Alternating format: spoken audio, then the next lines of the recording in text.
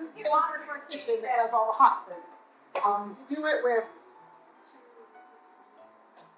there's like 7 people that work here. We do all the meals. If they would say to us, we're out of money. We would come to work anyway, because that's what we do. We talk about it when we hire, we talk about the importance of what we do. Yes, paychecks are important, but also what we do is important. We like each other, we like our job. We have a 100-gallon, an 80-gallon, and a 60-gallon. The 2 liter, that's all we have. We don't have a fry pan, we don't deep fry anything. We have 2 fabulous ovens that are top of the line. They heat, they steam, and they calmly. Well, the calmly is the steam and get together so we don't burn stuff. Everything runs through here, and it seals a lid on it like a TV dinner. And then we can also freeze everything extra, so including our frozen food. Yeah, no way. Work in the back, and they pack up all the corners. It's stickers. Emily puts the stickers on the frozen. So they put everything on the side of their meal. So like today we have soup, toast, cheese, barbecue, stuff like that. They packed all the cold components. We have 2 walking coolers. This one's milk, dairy products, stuff like that. And this is our flash chiller. This is what the really keeps us in. It's miserable. It's got huge fans in it.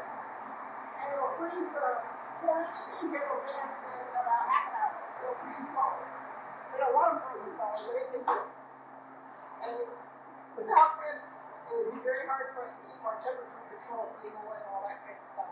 It's been potato salad, macaroni salad, pasta salad, anything like that they do back there. They slice their own lunch meat and cheese.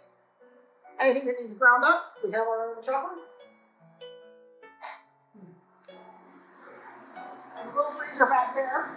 But this has all the fresh produce, eggs, all the bouillon, things like that. There's some food ready to go, but next week the hot food is all ready. We shove it in the oven and steam it and steam it. It doesn't have water to it, it doesn't work. Again, we're going into the holidays, so the stocking is very low, but we order once a week. So the goal is, there's only about 3 days worth of food. It's all the components, the mashed potatoes, the noodles, stuff like that, so it builds the rest of the meal.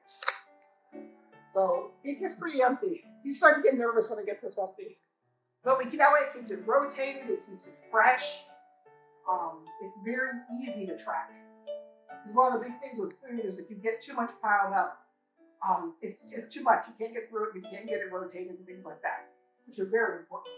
The back button. The dishwasher.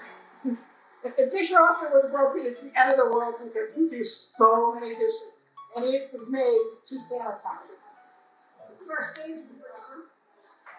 Emily gets the routes ready to go out. They're all packed up, they're all labeled. So this is our 4-car garage freezer. It holds 45 pallets solid. At this point, we buy a lot of it, but we also still make purees, breakfast, tomato cheese.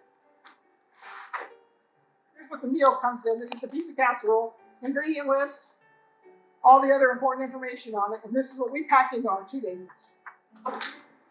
4 to 5 pallets of frozen 5-day meals a week. 2 days just, I don't know, we never finish. Get the boxes from Massillon container, so it's local. Our bread comes from Nichols, which is local. A lot of our meat comes from Capitol Provision, which again is pretty local. So we try to keep everything we can right here. Just because we give back to our community, who in return gives to us.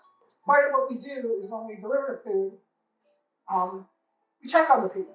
And we spent a lot of time. At one point, especially during COVID, the whole kitchen was going out every day. There would be like one person left here.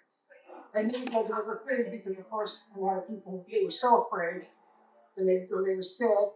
So we would go every day, and we would realize in that time that you were the only person going to those people's houses. There's nobody else, especially in the winter. It was so obvious because it was only your tracks in the snow. There was no other tracks.